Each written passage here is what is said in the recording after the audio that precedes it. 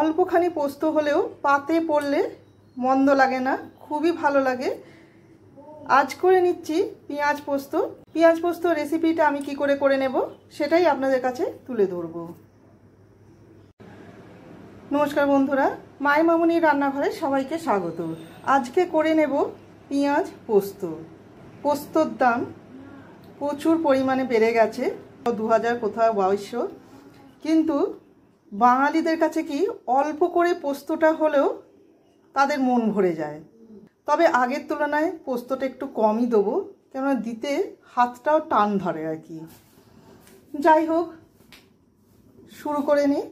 তা পেঁয়াজ পোস্ত করতে আমি এই সাইজের কয়েকটা পেঁয়াজ নিয়ে একটু রাফ কেটে নিয়েছি। দেখুন, বেশ মোটা মোটা করেই কেটে নিয়েছি, পরিমাণ মতো কেটে নিয়েছি।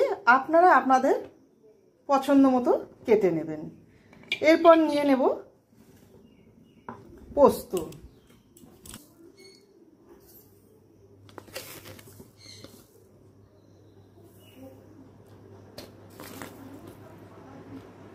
আমি 2.5 চামচ, এটা চামচও নয় টেবিল চামচও নয়, এটা কি মাঝারি সাইজের। পোস্তর পরিমাণটা হলো 2 টেবিল চামচ। দিয়ে দিচ্ছি 4টে কাঁচা লঙ্কা,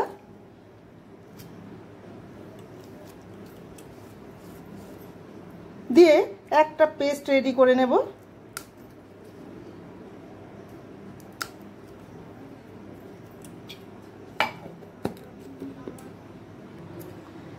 গ্যাসে কড়া বসিয়ে গ্যাসটাকে অন করে দিয়ে দিচ্ছি সর্ষের তেল।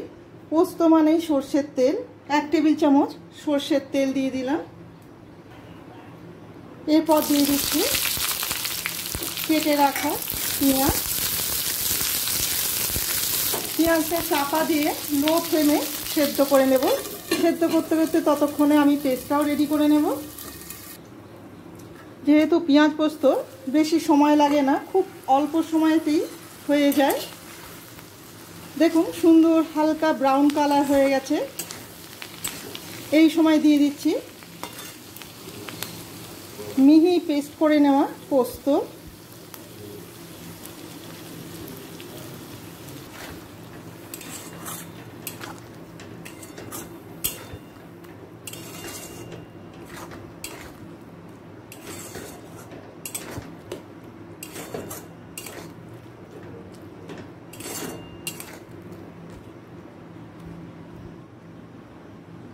আরও একবার ঢাকা দিয়ে 2 মিনিট মতো লো ফ্লেমে হতে দেব।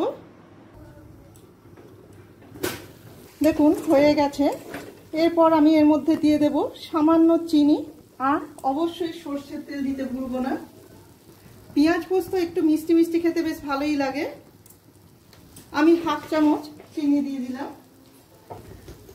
কালারটা যদি একবারে সাদা পছন্দ না হয় তাহলে দিয়ে দিন সামান্য কাশ্মীরি লঙ্কার গুঁড়ো, খুব সামান্য দিলাম।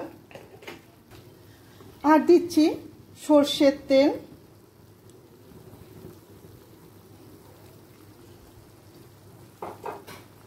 যেটা নামাবার আগে না দিলেই নয়। গ্যাসের ফ্লেমটাকে মিডিয়াম টু হাইয়ে করে দিয়ে ভালো করে মিশিয়ে নিচ্ছি। ব্যাস রেডি পেঁয়াজ পোস্ত। এবার অন্য পাত্রে তুলে নেব। সবার আগে দিয়ে দিচ্ছি আরও 2টো কাঁচা লঙ্কাকে ফাটিয়ে দিলাম। এতে কি কাঁচা লঙ্কার গন্ধটা পোস্তর সাথে খুবই সুন্দর লাগে।